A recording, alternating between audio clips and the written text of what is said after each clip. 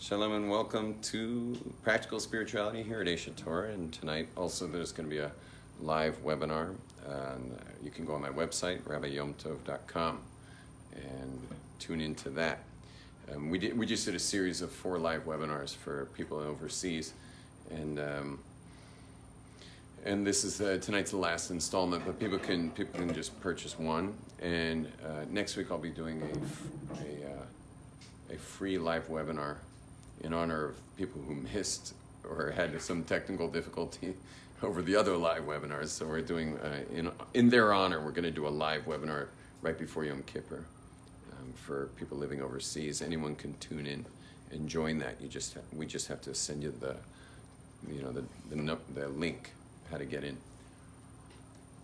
So you can do all that on RabbiYomTov.com or support at RabbiYomTov.com. Send an email. Okay, gang. So today our class is called Lost in Prayer, and I like that term because it's kind of got a double thing. And one is to have your ego lost while praying, which is really cool. Meaning have your sense of self no longer in the equation, and you're just in prayer. The sense of self is lost in prayer, and you're in that meditation state, which is really what prayer is. Prayer is really meditation. Not too often we get lost in prayer because we all have wants, needs, desires. Like we have things we want, and so we wind up very much in touch with self with prayer, which is fine. Part of prayer is throwing your stuff on God and asking God to fulfill it. So that's cool. But there's also being lost in prayer, where you can have no needs, meaning I'm okay. Not that I don't have needs, I have needs, but there's no me anymore. There's just prayer. And I'm in a state of prayer. I'm in a prayer, I'm in a state of communion. I'm at one with God, which is kind of cool because the word atonement in Yom Kippur, if you look at the word atonement, the Day of Atonement, atonement is spelled like this, right? At one mint is atonement. So we're really coming back to that state of being at one. And you could say that sinning, that is what we're doing, when we transgress, it's really being more of you when you transgress. If you sin, think about it. You're like, first of all, there's people who don't know what they're doing, so I wouldn't even call that really sinning. Like if there's some Jew having a double bacon cheeseburger right now in Louisiana, but the guy doesn't know his ass from his elbow, so I don't know if he's really sinning, because he doesn't know what he's doing. But when there's a person who's actually doing the wrong things and knows they're doing the wrong things, well, think about that. You can't have a bigger ego, because here I'm saying, I know there's a God, and I know God has a will, but I also got a will. Yeah. I also got a will. Well, that's a kind of a ballooned ego, right? Because you know better than God? You think God doesn't know you have that will? The only reason God gave you a commandment not to do that is because he knew you'd have a will to do it. And he's telling you not to. But the ego puffs up and says, well, I want to do it anyway. It's my will. And so that's why you can't really sin without having a major egomaniac moment. You have to have an egomaniac moment to sin. And if you think about Rosh Hashanah is it's like a shredder, it's like a document shredder, and you're the document, Like, how are you supposed to survive that day in shul without getting completely shredded? It really reduces your resolve. I mean, first of all, it's like any cold, there's sleep deprivation going on. We say slichas the night before from midnight to 3 in the morning, or a lot of people start at 4 in the morning. You haven't even slept. Then there's many people who fast before, you're really ideally supposed to fast before midday. So you didn't even get any nutrients. So you're sleep deprived. Now you're fasting till about noon. And so this is exactly cult tactics. And Judaism set up for you to have no more resolve. Then you finally get in a synagogue, and it's slow, really slow, and it's really long. And all you're doing the whole entire time is just basically saying, Avinu Volcano, our Father, our King. You know, you're just kind of like, our Father, our King, our Father, our King. You know, you're just like totally brainwashed by the end of Rosh Hashanah. Which, if there is truly a God and He's truly the King and we're supposed to be doing His will, is an amazing thing. So it's really wonderful to be, you know, put in that kind of trance. But it certainly leaves you in a trance. And it's also, I'm just going to warn beginners that you should take lots of walks throughout the day.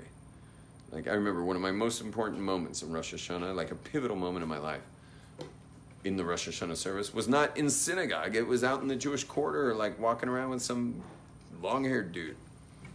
I also had long hair. We were both walking around. And we'd been together learning here for a couple weeks, and he said to me, I said to him, so are you going to stay? Like, in those days, people would like actually stay. Like, you'd stay and learn. You know, like, it was back when like, discovering whether there was meaning in life was something that made a difference. You know, it wasn't just something you do for an hour on YouTube, but it was like you actually would figure out if there's meaning in life, and if there was, you'd like align your life with that meaning. Can you imagine like how crazy we were? We would actually think that you should align yourself with meaning. So that was the genre of the time. I mean, everyone, like, you could have been the biggest dumbbell, or you could have been a total, like, I mean, just the most irreverent guy ever. But you saw the exploration here as, am I aligning my life with this or am I not? Which today no one even looks at it like that. Someone just sent me an email recently. It was a guy who was here a year ago. He's an amazing guy, just amazing, and a brilliant guy in a doctorate program, like in university. Really special, and also quite a good hippie psychonaut as well.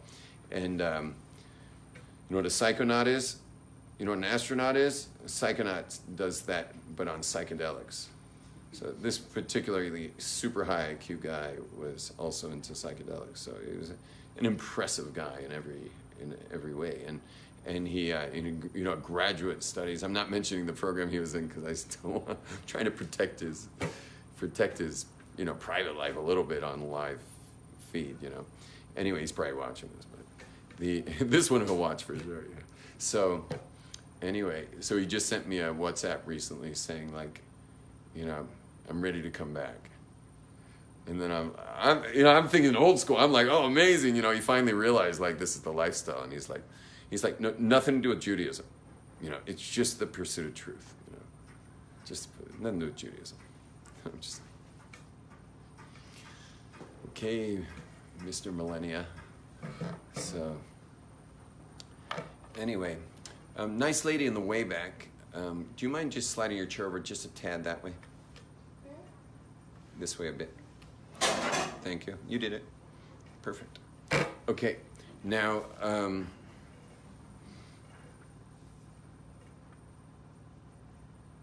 so I'm walking with this dude in the old city during Rosh Hashanah when we just couldn't take it anymore. So we just took a walk, and I said to him, "Are you gonna stay?" And he's like, "Yeah." And he's like, "Are you gonna stay?" And I'm like, "Yeah." And then we both looked at each other like, whoa. Like, Avinu Volcano. That was our Avinu Volcano moment. That was like our Father, our King. Like he and I are both like, we're athletes. We're total experiential tripper types. And we're like, we're going to align our lives with Torah, mitzvahs. We're going to build Jewish families and make beautiful homes, and et cetera. So I was always born to teach, so I went on to become a rabbi, and he went on to become a doctor, and got married, built a beautiful home. I built a beautiful home here, but it was real. Like, that moment on Rosh Hashanah was like, it was one of those, this is forever moments. And so that's really what we're after in life. We want Rosh Hashanah to be groundbreaking. We want it to be, we want it to be creating a fundamental shift in how how the rest of our lives are informed in our actions. We want that kind of shift. Now, the good news is that Judaism can be expressed however you want. This guy's still a long-haired, trippy dude. He's just probably one of the funner pediatricians any kid ever had growing up. And he skis so many days a year. I mean, well, he stayed at Aish. We were learning together, but every once in a while he'd disappear. And it was before cell phones, so I wouldn't know where he was. And he'd come back all tan and stuff. Yeah, I went to the French Alps. I was skiing for 10 days in the Alps. I'm like, we're in the middle of yeshiva, we're studying Gemara all day, and you just disappeared and went skiing. He's like, what can I say, man? I gotta ski. And so everyone, there's no way to do it. You just choose your way. There's a million ways. Right now we have a guy at Aish who's, you guys met Ellie Mayer? Ellie Mayer, he's got really good questions and gets really frustrated when I digress to a million subjects, which I finally explained to him today why I do that in this class. And anyway, so he's been asking all the rabbis, what's the definition of Judaism?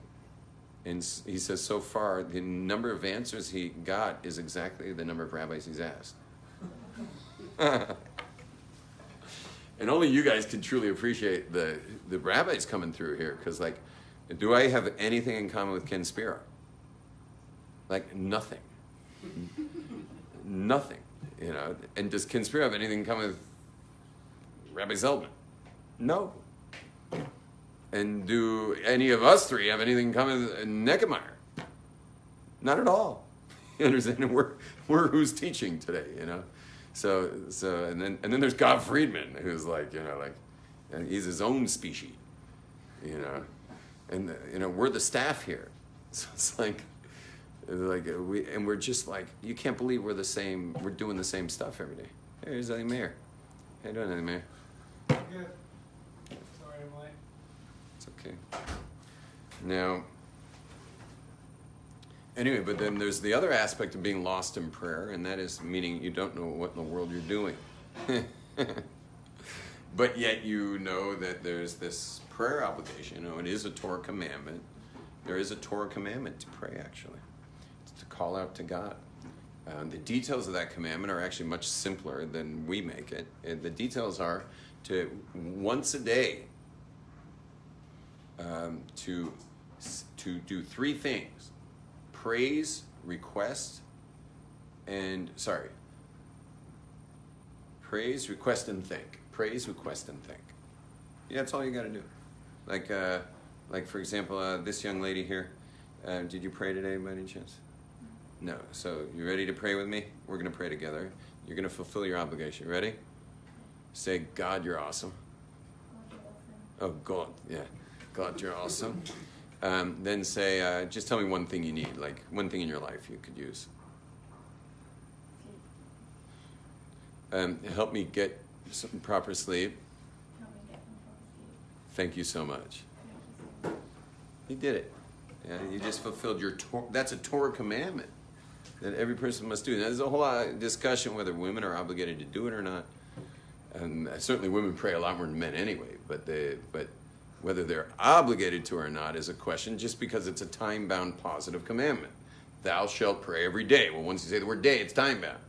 You got to pray every day. Well, that's a time-bound commandment. And women are not obligated in time-bound commandments. But there's others that say when it comes to prayer, they are bound to pray. But what they pray can be just simply 3 lines. Praise, request, and thanks. Sometimes my wife's like, God, you're amazing. Help me find Moishi's sock. Thank you. Thank you for helping me find Moishi's sock. She did her job. But what happened was that commandment, Spencer, got attacked by the rabbis. The rabbis went when you click on something, you get this big long website. So the rabbis started clicking on that one and clicking and clicking. And they just they went to town. Why? Why'd the rabbis go to town on this one? And the reason why is because these rabbis were super Kabbalistic, expialidocious people. And they were like, they knew all kinds of cool stuff about the names of God and like different worlds you could enter and like realms of spiritual planes that you can actually connect to. And they knew all that stuff and they were doing it. Started off, it was just being done by the Kohanim at the temple, first temple. There was no prayer, meaning they did their thing, these ceremonies, and they were like super trippy Kabbalistic realities going on in there. And you could come and be part of it. It was really freaky. And then you could, like animal slaughter and like blood everywhere and like incense like wafting through the air, freaking everybody out. I mean, it was highly intoxicating with smells. And not to mention the song was like a blow away live concert going on at all times.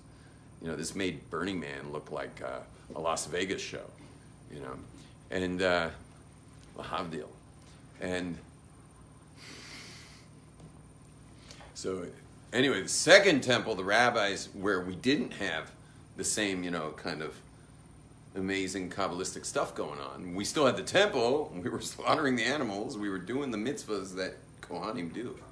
And also they were using a lot of these names of God and stuff, but we didn't have that same kind of spiritual level. And they didn't even bring out the ark, meaning when they saw the majority of Jews didn't even bother to come back. Did you know that? You know, the second temple, the majority of Jews didn't come. They were too busy enjoying their kosher restaurants, you know, in their, you know, Glotmark, and you know, all the other kosher amenities out there. You know, they made a good life for themselves in those 70 years of exile. And do you mind switching seats to that seat there? So, I'm just trying to see everybody without moving too much. Thank you. So they were enjoying their exile lives. I don't know, you tell me how people can go from first temple to exile lifestyle for 70 years and then like somehow miss coming back. Like, how do you miss that?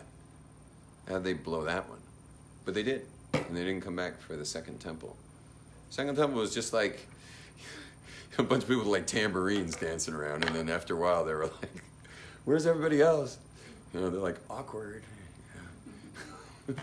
Everyone else is like busy pulling up their Lincoln Navigators to like Costco. You know, like, things are a lot more convenient out here, I'll tell you that, you know.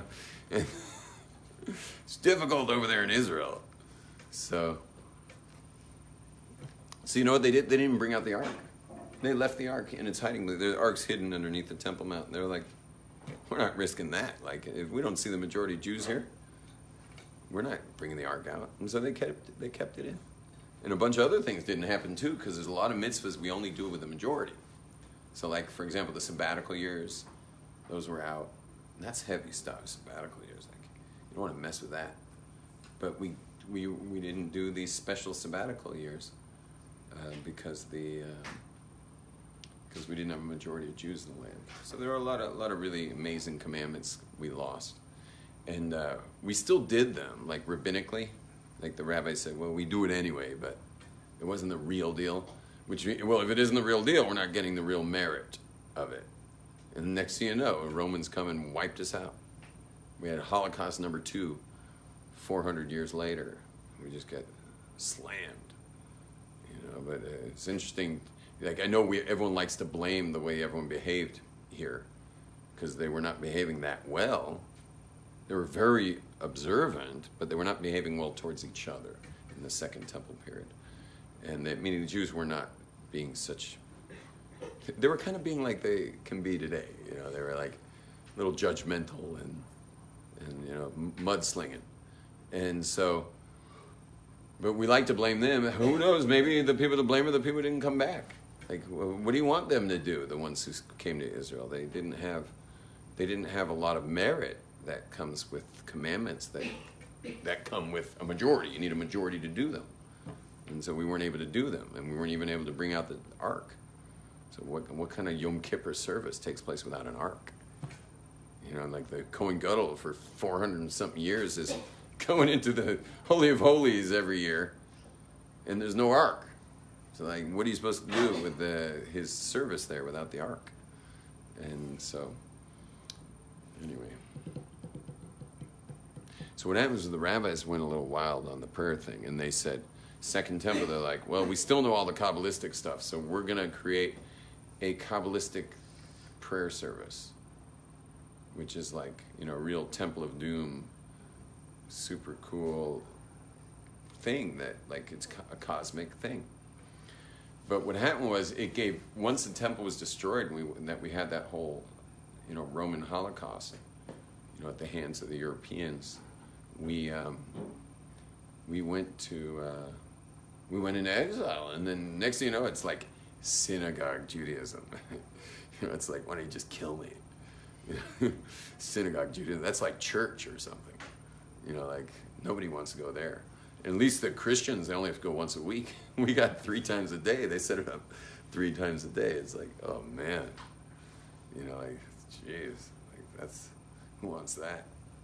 That's why, like, a lot of us rabbis here at Aish, we do a lot of, we'll do meditation for an hour or two before we'll go to synagogue. And I tend to do it after. Nehemiah, the next rabbi, he does it before. You know, I think he's up to like 2.5 hours now a day of meditation before even getting into the synagogue. So because we know what they meant. You know, we definitely know what they meant, those rabbis. But ever since then, we've just been kind of trapped in synagogue Judaism. Ever since that moment. This is why Hasidim have turned the synagogue into a more experiential place, because they just were. I think they were just dying of boredom, you know, and the long prayer services and stuff. So they, and even non-Hasidim added a lot of. Ashkenazi non-Hasidim added a lot of, at least for the high holidays, they added a lot of song and stuff. But the Hasidim, they, like for example, the synagogue over my house is non-Hasidic, Ashkenazi non-Hasidic, very holy people up there. But let's say the Shabbat prayers are about 1 hour and 40 minutes with the whole parsha. There's Hasidic synagogues in Jerusalem with the same amount of stuff you say that are 4 hours long. I mean, how do you say something that can be said in 1 hour and 40 minutes? How do you stretch that more than double? And the answer is that they're doing all kinds of other things during it to, you know, get the heart moving, get the emotions, get it experiential. And so, but because I think all of us have a ton to say on Rosh Hashanah, so we're all going to be, even the Ashkenazim put a lot of music to it and stuff. We get the singing going. And, then the non-Hasidic people also will do quite a bit of singing. And obviously the beginner service is going to be singing Avinu Volcano, you know, which the most Ashkenazic shuls kind of blow that off. Singing Avinu Volcano. Some do, but a lot don't. Okay, I'm taking a little pause for anyone who has to say anything at this point. Yes. Hit it. I was going to ask if, so like, we're supposed to pray and Can you turn off the AC for a minute? Just the ambient noise is too much. It's up above. Yeah. So we're supposed to pray and you're supposed to ask, thank, and praise. Is that right? Or praise, ask, thanks. Praise, ask, thanks. If the goal of prayer is to drop your ego and to kind of connect spiritually, wouldn't asking be kind of encouraging your ego? You're thinking like, I want something, or like I need something, and I'd like God to provide it for me, you know? Yeah, so it turns out there's more than one commandment around this. There's a commandment of one of the 613 is to become one with God, which is called devekut, like to cleave to God. So, and then the prayer one is to call to God in a time of need. That's the commandment. You understand? Like we're supposed to call to God when we need. And we're supposed to focus on Him to fulfill our needs.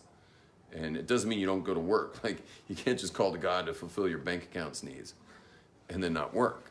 But you should pray for it first, and then go work. You know, you got to do your part. But you know, I know a lot of people at work don't get any money.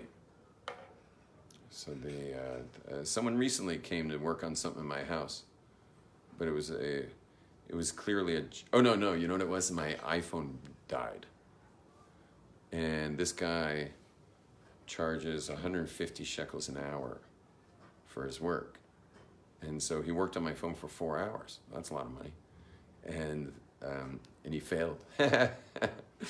and I signed a piece of paper that it's only 50 shekel. You know, just meaning for him to open my phone is 50 shekel. So I said, okay, you know, fine. I signed it. Guess how much he made for 4 hours of work? He made 50 shekels. I offered him more. He was like, no, that's my deal. You know, like I said, I'll give you more if you spent 4 hours on the thing trying to figure it out. And he's like, no, that's what I didn't succeed. So thank God Apple gave me a new phone. You know, it's an open miracle. But so work requires prayer. How many people I know worked their tail off and went bankrupt, lost everything? So it's not enough to work. You got to pray, and then you pray and then work. Any other people want to mention something? Yes, ma'am. I've heard the idea that you should, like on Shabbat, you shouldn't ask for things for yourself, but for the community. So I don't know the backstory to that. Sure, yeah. With Shabbat there's a separate theme on Shabbat. This will answer your questions. You'll remember this as a formula, that everything on Shabbat is perfect. It's perfect. That's why we do so much getting ready for it, because you're not allowed to shift anything once that sun hits the horizon. The lights that are on, the lights that are off are off. The food that's cooked is cooked. Food that's raw is raw, and it's going to be staying raw. You understand? It's perfect. So when I ask for something, even for my community, you're allowed to ask community, but when I ask for something, it's a statement of imperfection. There's something not right here. And so we're supposed to have such a kind of a meditation on perfection on Shabbat that it lacks nothing. Even if you could be seriously lacking, you're not to mention yourself on Shabbat. Now, emergencies you're allowed. Like let's say someone's in emergency surgery and it's Shabbat. Or they got hauled off to the hospital in an ambulance. You for sure pray for them, because this is like unanimously not what needs to be what we at least think shouldn't be happening, and so we pray for that person. By the way, this is all hinted at the words Tov lahodot laHashem. Tov, you heard those words? Tov lahodot laHashem.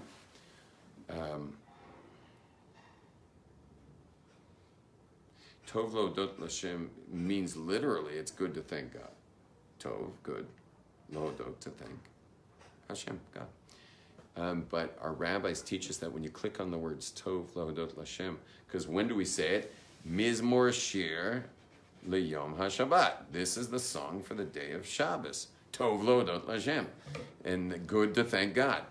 So the rabbis say that it's what's called, is the term tachlis. I don't know if you know the word tachlis. It's called tachlis hatoiv, the epitome of good, Shabbat.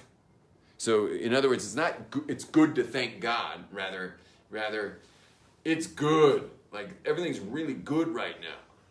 No matter what it is, it's good. Too hot, tough luck. You know, like you forgot to turn on your AC. It's good. You're meant to be hot right now. It's like the term is surrender. You're surrendering to the perfection of what is. Because let's say you are sitting in a hot room, which this room is going to be real soon without the AC on. So let's say it's hot here. So is it exactly as hot as it is? Is this room exactly as hot as it is? And is it exactly as not hot as exactly it's not hot? Yeah, for sure, right? It's exactly as hot as it is. And it's exactly not as hot as it exactly not is. Exactly as not. That's a state of surrender. Doesn't mean you can't get up and do something, but on Shabbat you can't. so it's the ultimate good, because whatever it is good, because you can't do anything about it anyway. So it's like the ultimate good, and therefore I don't pray as an individual on Shabbat. Any other randoms? Questions? Yes, ma'am. Are you allowed to pray for spiritual, improvement? Spiritual improvement on Shabbat? That's an excellent question. I would guess you could. That also shows that we're not perfect at this. Yeah, but it's a little different there. That's the point of all creation. So the whole point of you being here is for perfecting yourself spiritually. So it could be that just like Shabbos is the Tachlis HaTov, well, the Tachlis of your life, like the epitome of your life, is closeness with God. And if you're lacking in that, could be that that's okay. I don't know, though. I can't really answer that question with authority. Any other random question on prayer at this point? Okay, now, check this out. Ellie, Mayor? So you're supposed to pray for him to give you what's fit for you. Yeah. But are you allowed to ask specifically what you hope that could be? Yeah. Like, for example, God, please give me the right amount of money, but I hope it could be enough to buy a Corvette or something like that, right? Corvette, yeah. Just, that's actually not my dream car, but just as an example. Sure. I just drove an antique Corvette in LA. It didn't even have seatbelts, like a really old Corvette.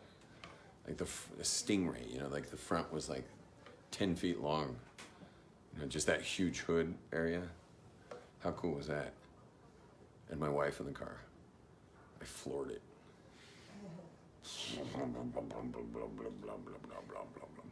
Yeah, so yeah, you're allowed to.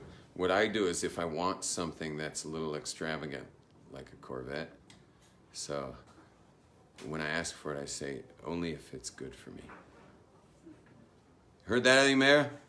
Yeah. Only if it's good for me. I don't want it if it's not going to be good for me. You got it? Okay, here we go. Now, there's two types of prayer when it comes to prayer. There's formal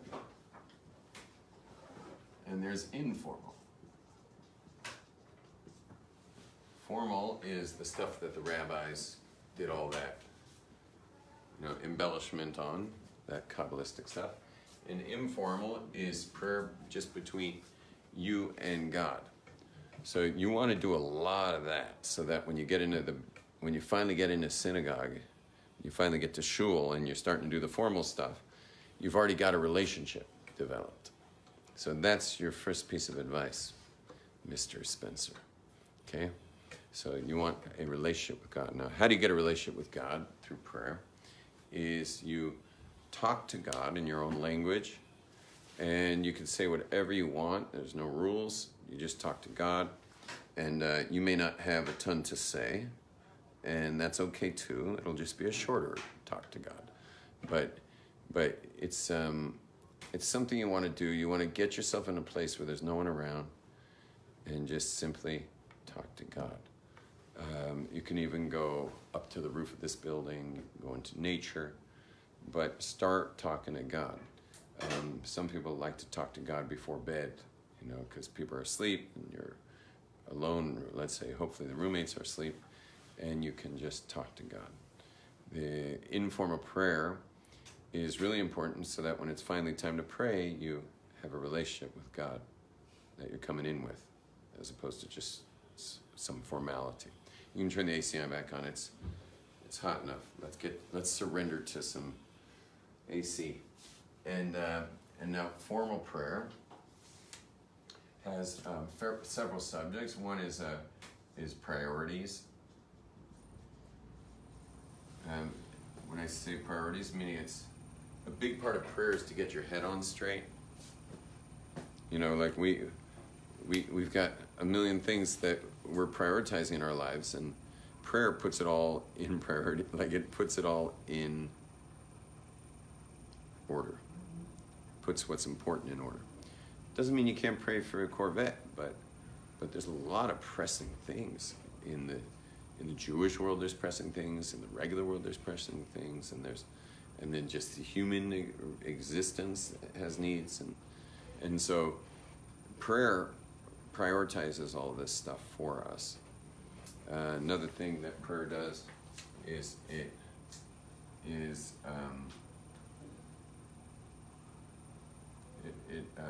helps us develop I'm just going to put informal prayer is a relationship.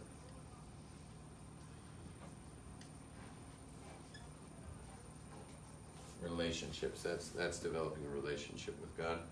Okay, so formal prayer gives priorities, and it also there was something else. I'm trying to remember what that was. There's a second thing. Let's see if it comes back to me. But the main thing that we're going to talk about is alignment. It's there for alignment. And what is it exactly you're aligning to when you pray? So you're praying, you're aligning with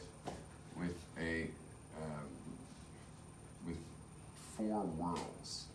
So the world number one, when it comes to alignment, is the world of, I'm going to put this in English, of emanation. And the second world is called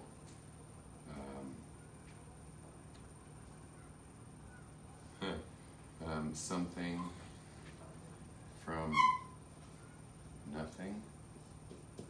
And the third is called something, oh sorry, I'm not going to call it something. The third one is called 1 to 1, or 1, like a ratio, 1 to 1.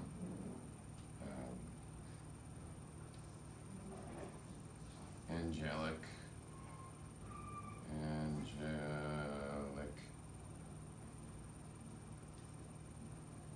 realm. And then the last one is the physical world. The physical world. So there are four alignments that take place in prayer. And our job is to align with each of those throughout our prayer service. So again, there's emanation is a super high level. That's where God's emanating light into creation. So it's like, you can't just jump up to there. That's not, you got to climb your way. And the way you climb your way is by starting at the bottom, which is the physical world. So you'll notice when you open up a prayer book, it always starts with korbanot, which is the offerings in the temple. Well, think about the offerings in the temple. There's mineral, for example, there's stuff that has to do with ashes, like the altar has ashes in it. There's smoke from the incense. That's a super important carbon. There's water involved. There's salt involved. There's these are all physical things. And in the human realm, so think about it, we got grains, like we got inanimate like salt, ashes, fire, right? You got fire, you got smoke, that's inanimate. Then you got vegetation, which is like flour, there's wine libations, there's oils that are used, and there's the incense before you burn it is vegetation. Then you've got animal, which is birds, sheep, cows, bulls, goats. Yes, and then we got the animal kingdom. Is there? You see what's going on? We're like, it's all this physical world stuff. Today we read about it. We don't necessarily do it physically, but we read about it. And then you've got, in the human realm, who's doing it? Well, if you look at the human race, you got these people who are the people who witnessed Sinai, that's the Jews.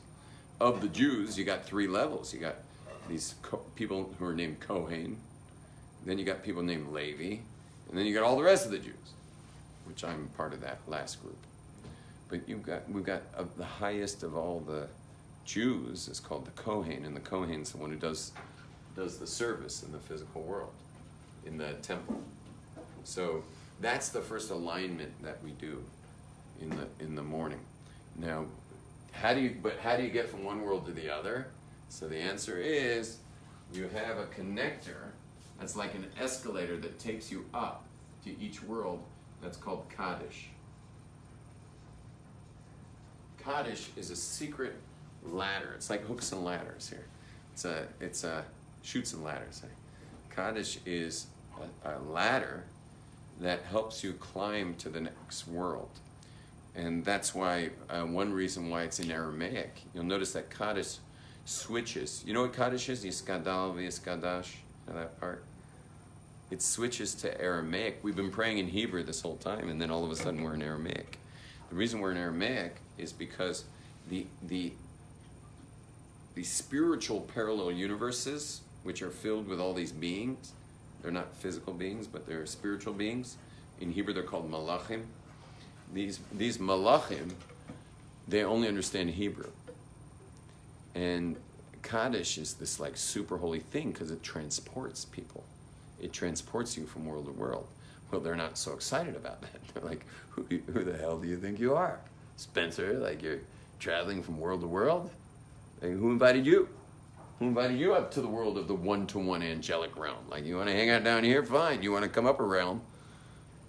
No, thank you, says the angels. So you know what we do? We switch it to Aramaic. Because those angelic beings, their job is to send stuff down or send stuff up. Well, when we're praying now, they're sending stuff up. When God's causing stuff, he's sending it down. Through them. Everything's through them. So you're now sending stuff up. Well, they're not so happy about that. And not to mention the fact you're going up with the stuff. I mean, you're going to go to the next realm. So they got like fly swatters. They're going to swat down your prayers. And they're going to swat you down in the process. But what happens is when you switch to Aramaic, they don't understand it. So they just send it up phonetically and it gets recreated in Hebrew upstairs because God doesn't have a problem with Aramaic. You can pray in English. God will figure that out. When you pray in English, all you have is these angelic things that send stuff up. They're just sending up the phonetics. They're not sending up English. They're sending up all your phonetics. And then those phonetics of the English prayer are then put together with what it means by God, not by these angelic things. So Kaddish is Aramaic to send up the prayer phonetically. Just one last thing you guys should hear. If you think about the climax of Kaddish, it's Yehei Shmei Rabbah, may his name, because all of this is made of his names, including this world, may his great name be blessed. Le'olam, this is the first world. Ulolamei, that's the next world. Almaya, that's why it's the elevator. It's the elevator up to the next world. You're actually praising his name. Le'olam ulamei almaya, up these three worlds. To get up to these worlds. So that's why we're saying Le'olam ulamei almaya, this three language of world. Just thought you might like that. Question? And so for women who weren't obligated in this part, does that mean to do it on their own, or that's just not?